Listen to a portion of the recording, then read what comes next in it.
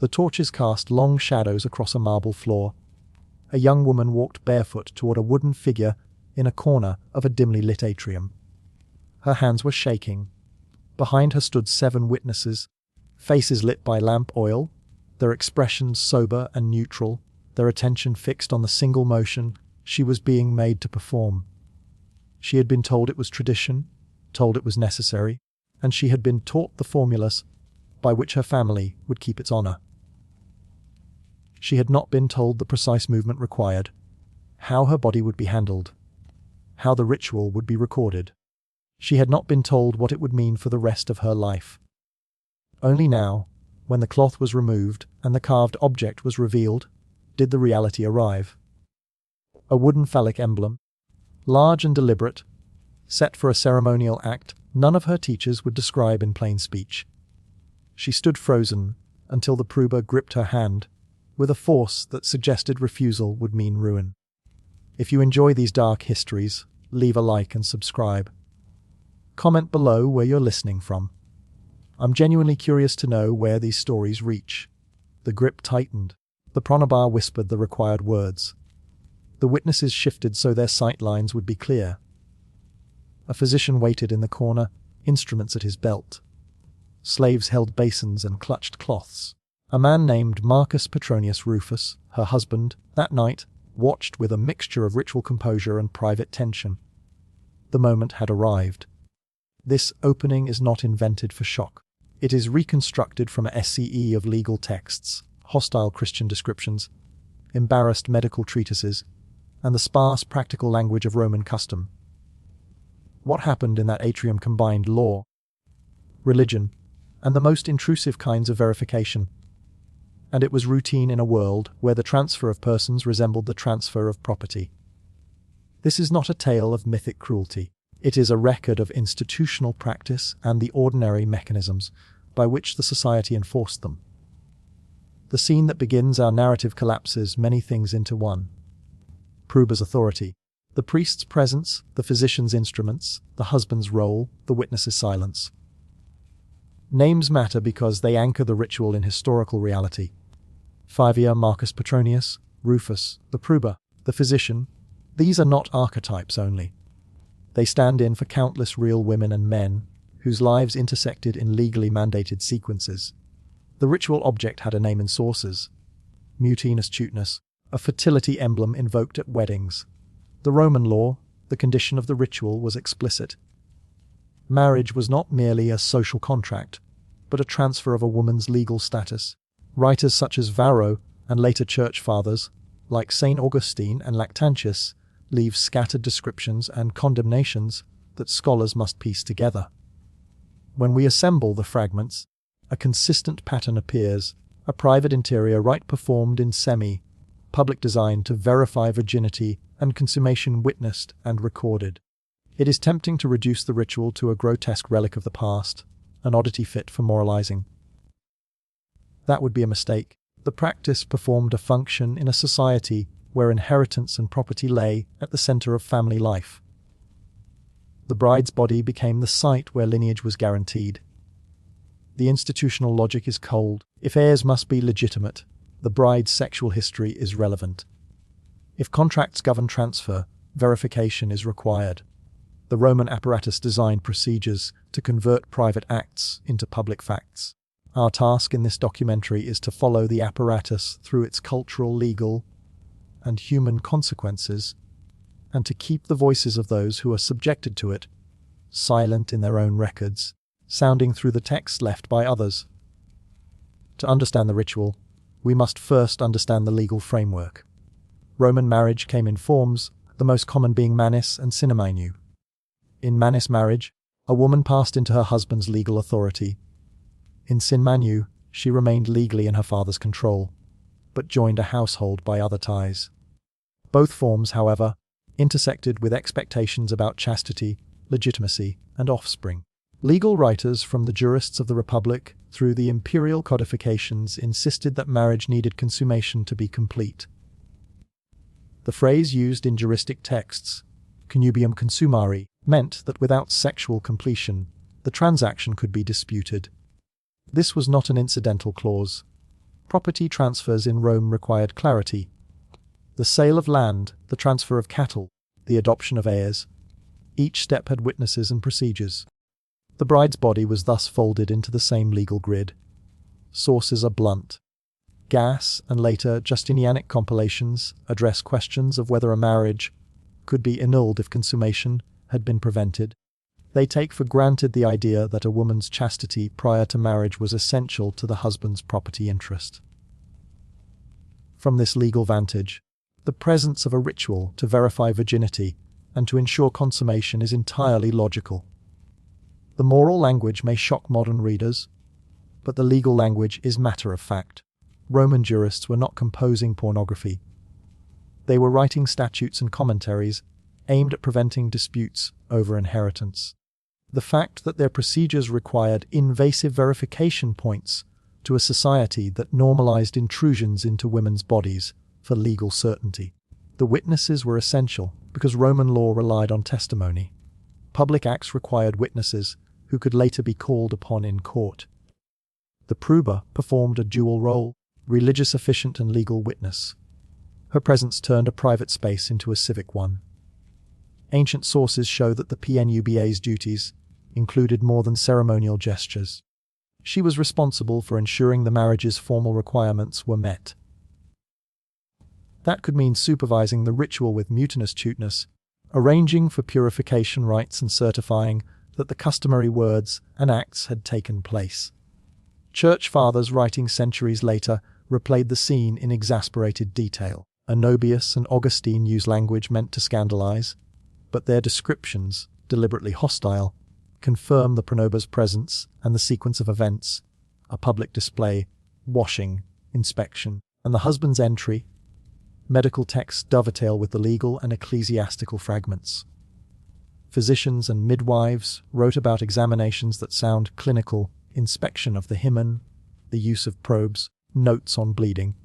Taken together, these sources form overlapping testimonies that render the ritual less ambiguous than any single witness would suggest. In practice, then, the wedding night was an institutional performance. Religion sanctified an act whose legal consequences were of first importance. Language in the sources is careful and revealing. Varro mentions mutinous tuteness without dwelling on the physical details. That omission is important because it reflects an older Roman embarrassment about describing sex directly in polite prose. The Church Fathers, by contrast, were eager to name and shame. Augustine used terms that translate to mounting and intercourse when describing the ritual with the wooden emblem. Lactantius refused to detail it because the act was too shameful to commit to speech. Arnobius offers the most explicit early account. He describes brides seated upon the emblem while the husband looked on, framing the act as a deliberate humiliation. When medical writers like Serranus or the anonymous authors of midwifery handbooks record procedures to examine a bride's body, they do so with a clinical coldness that strips away rhetoric. Their texts include steps and instruments, observations about bleeding and anatomy, and instructions for recording results. Each genre, antiquarian, theological, medical, has its own bias. The challenge for historians is to read those biases in opposite directions. The Church Fathers tended to exaggerate for pical effect, while jurists cleaned the practice into necessities that read like law. The medical writers, concerned with bodies rather than office, provide a counterbalance that tends to corroborate the basic sequence: ritual encounter, purification, examination, certification. The concrete detail in medical treatises shocks modern readers because it presumes consent matters only insofar as it affects legal outcomes. Instructions for examining a bride's hymen show concern with a physical sign rather than with a woman's comfort. Physicians described how to elicit bleeding and how to record results in ways that could later be called evidence. They advised midwives to note any scars or previous ruptures that might complicate a claim. The writings assume a forensic sensibility. A body is assessed as though it were a contested object in a courtroom. That sensibility informs the sequence in the atrium. The proba supervised the ritual with mutinous tuteness. Slaves washed and perfumed the bride. A physician performed an initial pre-wedding examination, establishing a baseline. The ritual was enacted, and a post-ritual examination documented change. Witnesses, neighbors, relatives, sworn attendants were ready to testify. The objective was not to produce privacy or intimacy, but to produce verifiable facts. Once we abandon modern assumptions about privacy and bodily autonomy, the ritual appears less as an isolated cruelty and more as the culmination of a social logic that prioritizes lineage and legal certainty above personal experience. Flavia Tertia is our composite figure, distilled from the names and profiles that appear in sources. She lived in a world where betrothal contracts were carefully negotiated.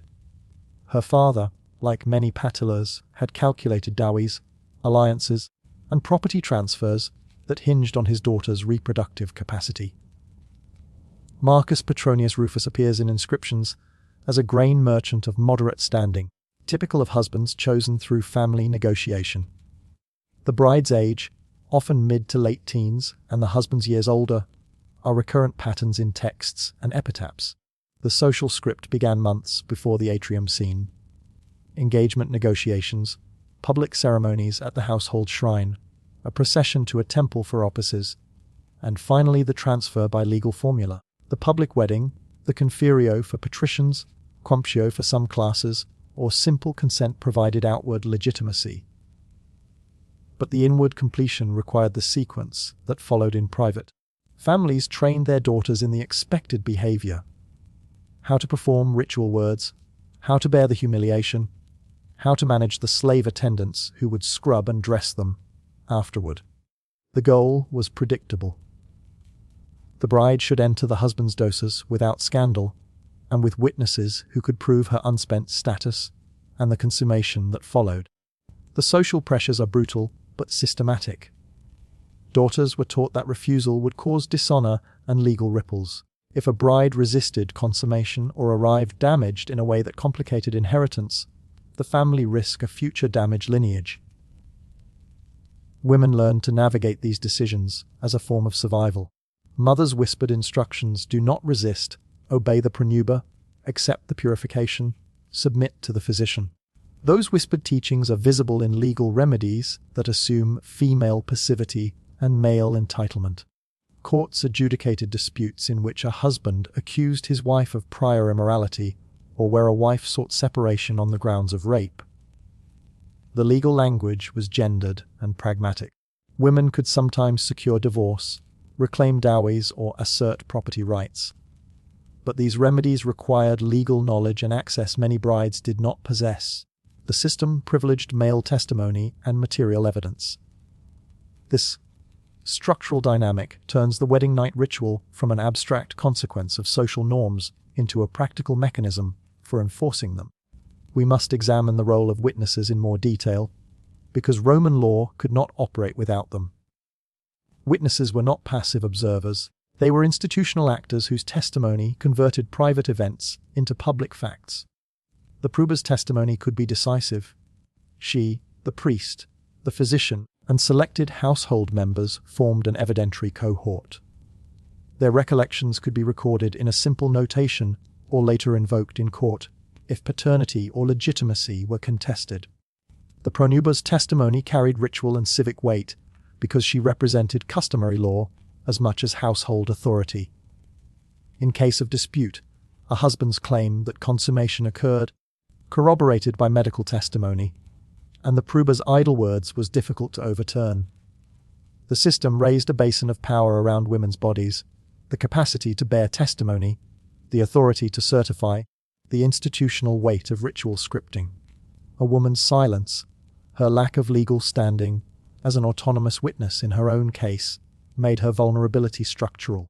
The ritual used ritualized humiliation and medical scrutiny to produce the very evidence that would later lock her and her offspring into a legal framework. That framework functioned because witnesses were available and their words were admissible.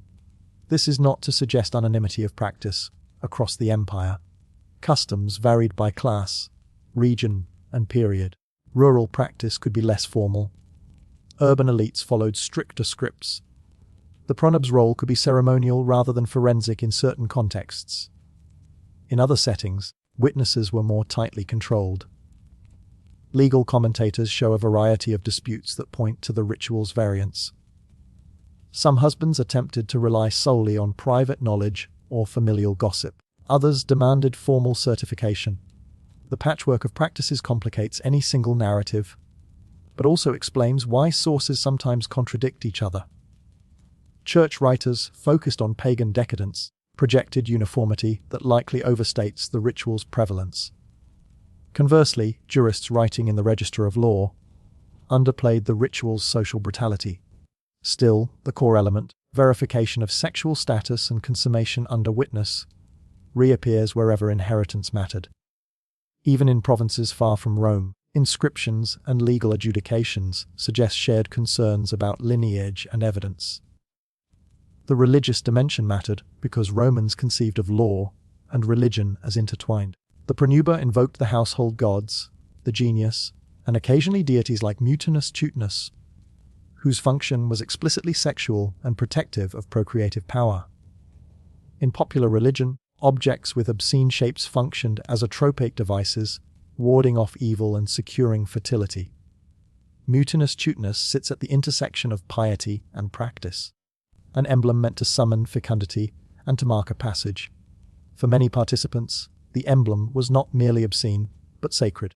The proba's invocation transformed the act into a rite of passage rather than a clinical test.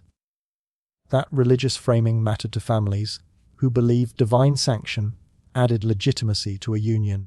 The rites on the wedding night promised not only legal proof, but metaphysical endorsement. When Christian Piemozists later described the emblem's use, they focused on its pagan obscenity. But Roman participants likely experienced a mix of religious expectancy and social pressure rather than cynical spectacle alone. The religious aspect also helped justify the ritual to participants who might otherwise balk. If a woman believed the gods themselves were invested in her fertility, the humiliation of a ritual might be framed as duty to the household and to posterity. That framing is visible in funeral inscriptions and household records where matroni are commended for their domestic virtues, including fertility and fidelity. Yet the religious rationale does not erase the human cost. A religious frame can legitimize what is otherwise coercive. The prenuba's perjuncta prayers do not relieve the bride's lack of agency. Ritual and religion therefore functioned as both justification and enforcement. This duality is central to Roman social technology. Institutions that link belief to legal outcomes create powerful incentives to comply. For historians, the task is to describe both the ritual's religious textures and the structural coercion they shielded. Consider the physician's role more closely. Roman medical practitioners wrote manuals describing how to examine the hymen and to interpret bleeding. These manuals read like forensic guides. They specify positions, the use of instruments, and criteria to determine prior sexual activity. The physician's testimony was valuable precisely because it seemed to supply neutral scientific truth to a contested social fact. In the atrium, the physician performed 2 examinations, a pre-ritual baseline and a post-ritual verification. The first confirmed an intact state. The second recorded changes consistent with consummation. This double procedure mirrored legal logic: establish a baseline, enact the event, then document difference. The physician's expertise converted ambiguous bodily states into binary legal facts. Medical authority thus buttressed social and familial claims. The presence of instruments and professional training did not equate humane care. Rather, medicine here served the law. The physician's pen could render a wife's body into evidence that confirmed or contradicted property claims. Physicians and midwives left technical details that highlight the dispassionate nature of the work. They described how bleeding could result from the rupture of the hymen, from other lesions, or even from the natural variability of tissue. These caveats did not alter the role of the procedure. They simply provided grounds for interpretation when disputes arose. In cases where bleeding was absent, jurists and physicians proposed explanations: delayed bleeding, anatomical variation that could be used to defend the bride. The presence of technical ambiguity did not erase the ritual. It merely made medical testimony a contested field, where experts influence legal outcomes. The interplay between medical uncertainty and juridical need created space for manipulation, for coercion, and for the reinforcement of social hierarchies. The physician's role thus served as both arbiter and instrument of power. The absence of women's voices in the surviving texts is not accidental. It is systemic. Literacy and elite Roman households skewed male. Women of the upper classes left letters and occasional reflections. But matters they deemed private, sexual humiliation, ritual submission rarely appear in family archives. When women appear, their narratives are mediated by male authors, legal records, or ecclesiastical polemic. The silence feels deliberate, but is more precisely a symptom of whose testimony mattered. Public writing preserved public power. The experiences of women like Flavia disappeared into domestic space, where memory was transmitted orally or not at all. That gap forces historians to rely on indirect clues, legal remedies women invoked, inscriptions that emphasize maternal virtue, and occasional petitions where women complained to magistrates. These fragments tell a parallel story. Many women tried to work within the system, sometimes using the law to claim rights, sometimes accepting silence as survival. The gap in sources is itself evidence of the social order. We can enumerate cases where women appear in court records, asking for separation, contesting dowries, or seeking redress for mistreatment. Those records show that women were not mere objects. They could at times be litigants. Yet the level of access necessary to pursue legal remedies, money, counsel, social support was out of reach for many. Even when a woman pursued litigation, the cultural expectation of shame and discretion often muted her voice. The ritualized wedding night, therefore, functioned in a field where legal recourse existed in form, but not always in practice. That reality made the ritual a durable instrument of social regulation. It operated where silence and structural limits reduced the likelihood of successful challenge. The Christian records that condemn the ritual are hostile but informative. Church fathers wrote with the purpose of discrediting pagan practices and converting the populace. Augustine in his Pikes used the wedding night rites as examples of pagan corruption, insisting that such rites exposed the moral emptiness of old religion. Lactantius refused to name details, but treated the ritual as evidence of pagan depravity. Anobius supplied explicit accusations to shock readers. Why use these sources? Because hostile witnesses often describe the practices they detest in detail sufficient to reconstruct them. The Christian writers repurposed the details to argue for a new moral order that privileged privacy, chastity as internal virtue, and marriage as sacrament rather than property transaction. Their accounts are not neutral, but neither are they fabrications. The Christian mycist conserved detail while reframming it into a narrative of moral progress. Church opposition was effective because it offered an alternative legal and moral vocabulary. Christian doctrine reframed marriage as a sacrament and emphasized modesty and privacy. Over time, the Christianized state sought to regulate marriage differently, prioritizing canonical consent and downplaying public verification rituals. When church authorities obtained power, they actively suppressed artifacts and texts that preserved pagan rites. Statues like Mutinous Tutinus were defaced or removed. Wall paintings and explicit imagery were whitewashed.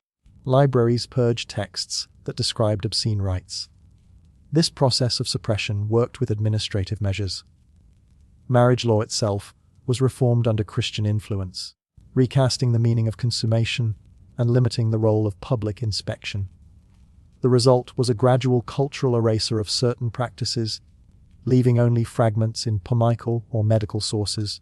Archaeology corroborates textual fragments in one striking way. Objects and spaces show traces of ritualized sex and rites of passage.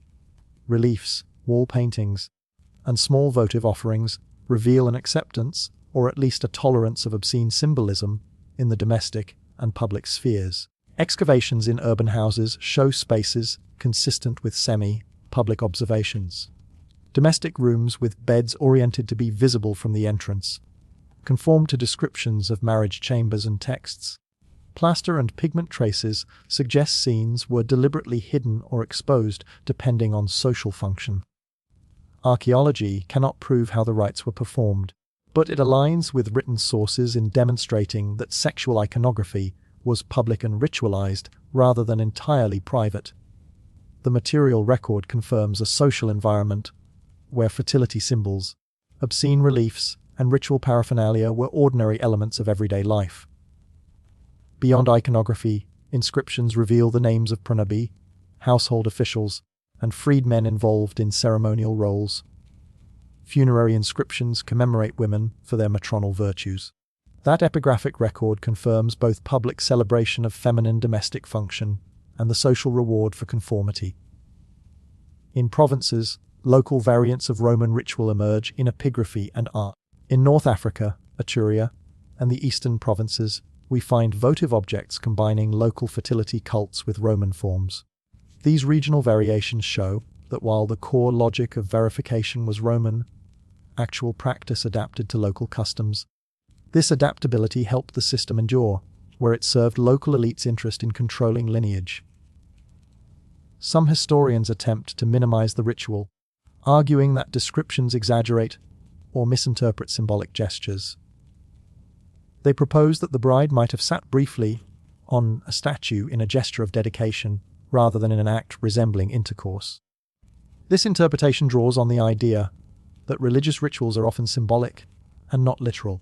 The counter-argument made by historians relying on medical and legal records insists the language in sources, insidia mount testify points to a physical act significant enough to be measured by physicians. The debate matters because it changes how we think about the boundary between symbolic ritual and coercive physical practice. To resolve it, scholars weigh the testimony across genres: medical, juridical, religious, and archaeological. The balance of evidence leans toward a practice that was more than a brief seat.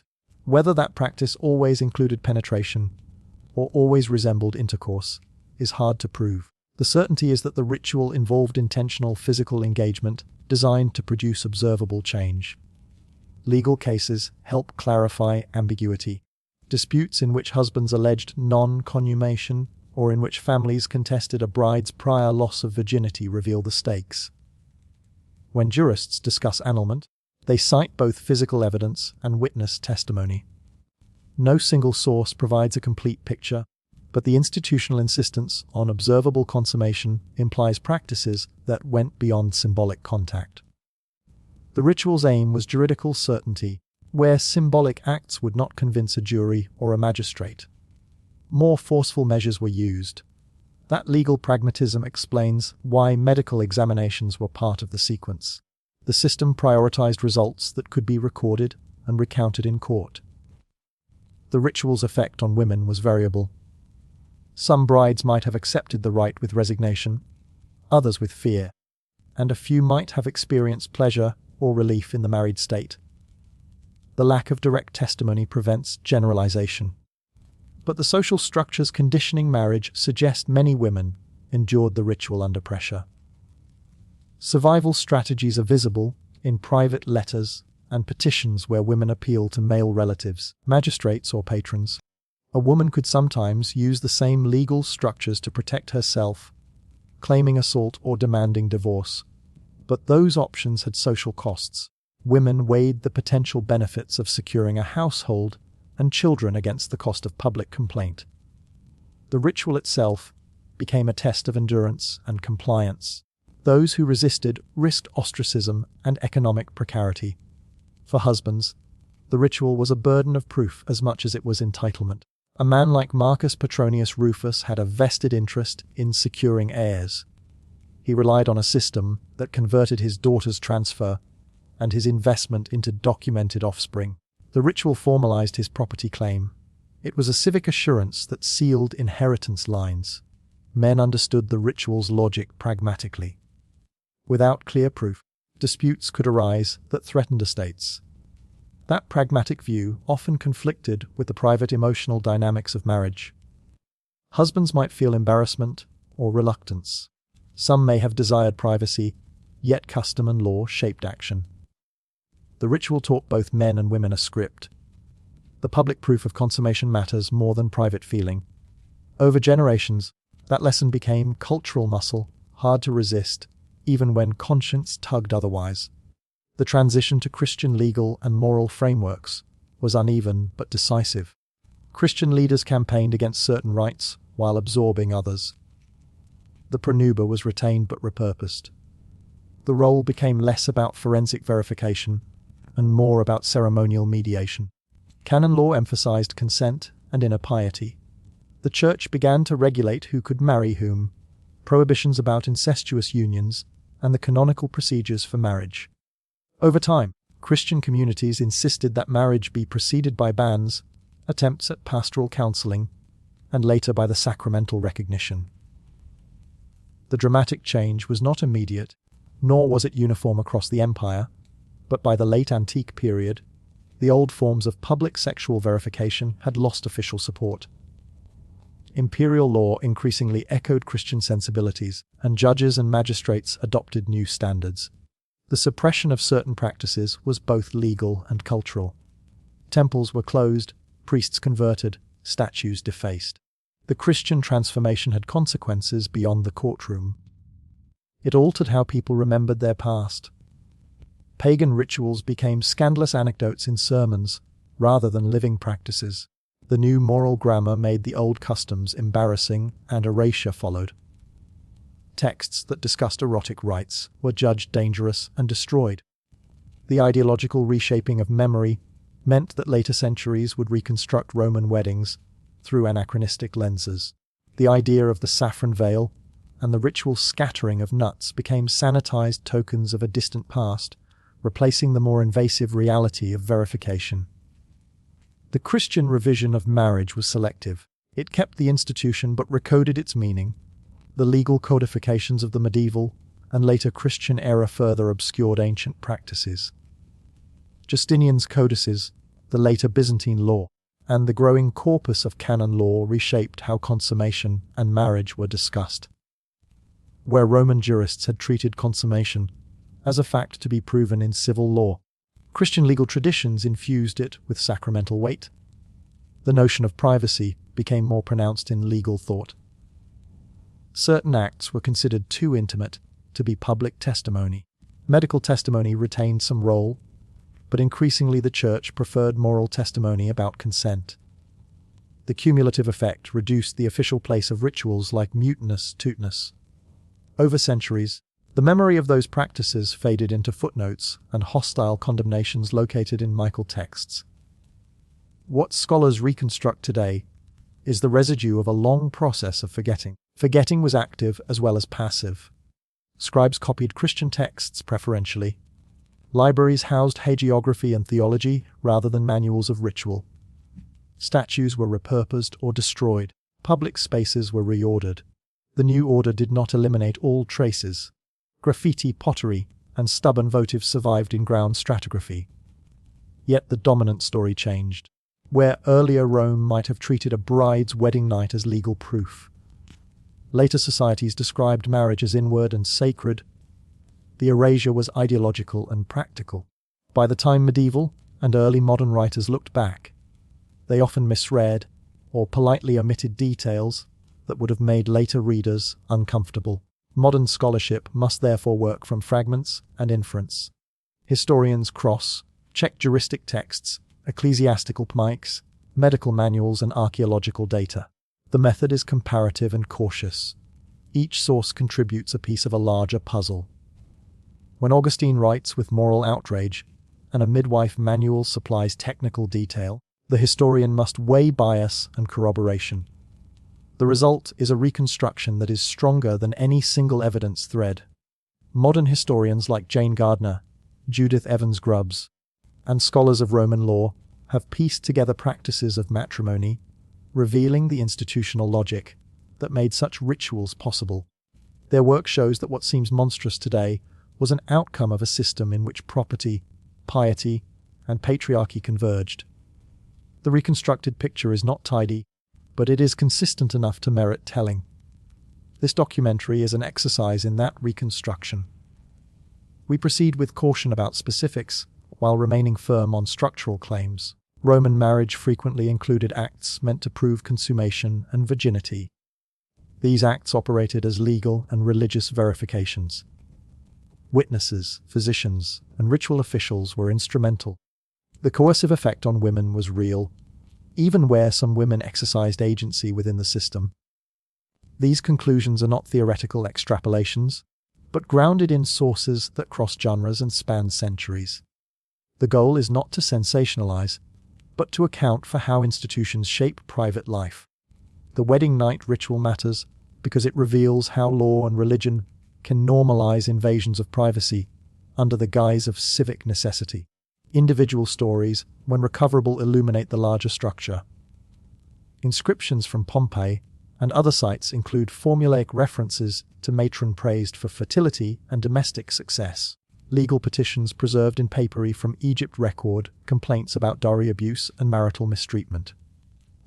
One rare text describes a legal dispute in which a husband claimed non-consummation. The document shows the kinds of testimony jurists expected: a physician's note, witness depositions, and procedural forms.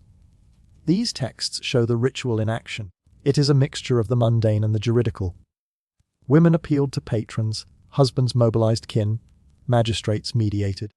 The ritual thus functioned within a network of social ties that could sometimes imperfectly be used to protect the vulnerable. Even in such a system, outcomes were uneven and often favored men and property interests.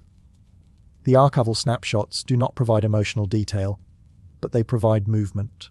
They show negotiation, petitioning, and the slow accrual of legal documents that defined family life. A bride like Flavia Tertia emerges as a historical subject in such texts only as a social role. Daughter, bride, mother, matron. The absence of her interior voice persists. Yet the arch of her life, marriage, childbirth, household management begins to show through the traces left by law and epitaph. The historian's sympathy is to watch how institutions shaped that arc and how women navigated within constraints. The wedding night is one pivotal moment among many, where the power of law intervenes directly in the body and the household. There is an uncomfortable modern resonance to these rituals. Discussions about consent, bodily autonomy, and the legal regulation of sex have modern analogies. In contemporary law, the idea that private acts can be converted into evidence persists under certain conditions for paternity, for criminal accusations, and for immigration claims. The Roman example forces a comparative reflection. When do legal systems privilege property and lineage over bodily autonomy? How do institutions arrange testimony and expertise to produce desired legal outcomes? These questions are not merely historical. They are part of an ongoing conversation about how law treats bodies and how cultural norms shape what is considered admissible evidence. Using the Roman case as a lens does not aim to moralize modern institutions, but to show roots and continuities. Legal cultures evolve slowly, and practices that place evidence above consent can have long afterals. The Roman wedding night ritual has no direct modern equivalent in most legal systems, but its logic, verification of private life by public authority, survives in different forms. Recognizing this continuity furnishes a cautionary lesson. Legal systems that treat bodies as data to be produced for property or status claims risk normalizing intrusive practices. Understanding the historical mechanisms that enabled such normalization helps us identify and resist them today. Beyond the law, the ritual shaped cultural attitudes towards sex and shame. Public songs, Facine verses, had a role in the wedding procession, and their obscene humor prepared the community for the transition from maidenhood to married life. Those songs, often crude and ribald, functioned as social lubricant, removing the edge of mystery by turning it into communal jest. Yet the laughter was double-edged. It both normalized humiliation and diffused personal responsibility.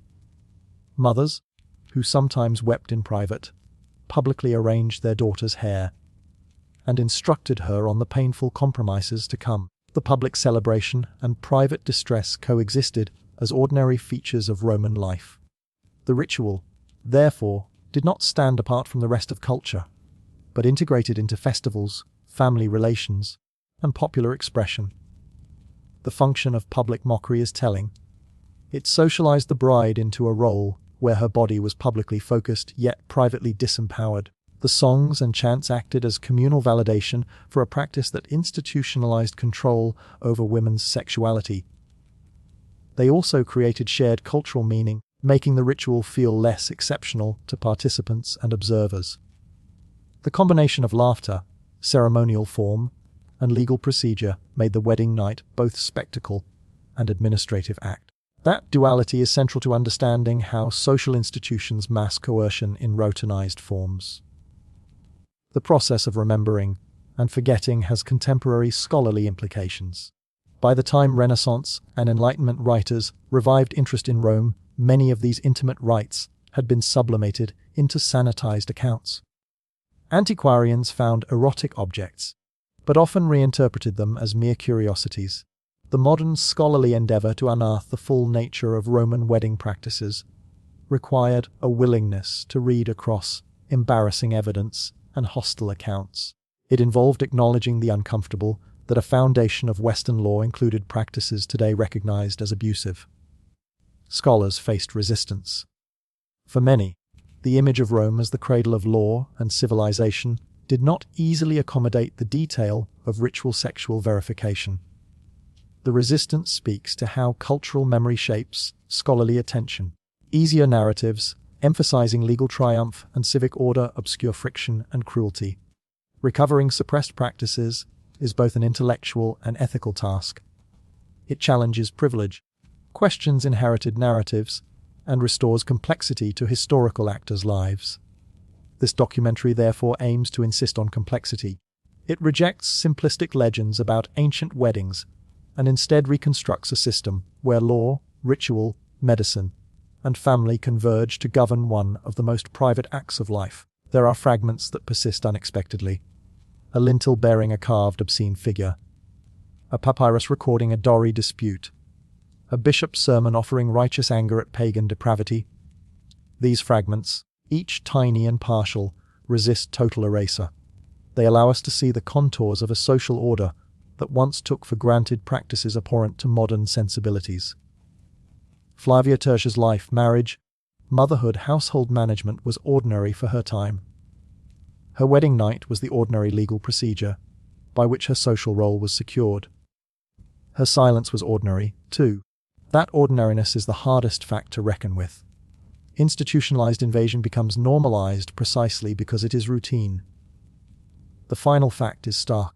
Rome's legal and religious systems produced procedures that turned women's bodies into instruments of verification for property and lineage. Over centuries, a Christian moral order suppressed many of the explicit rituals, replacing them with a sanitized public memory.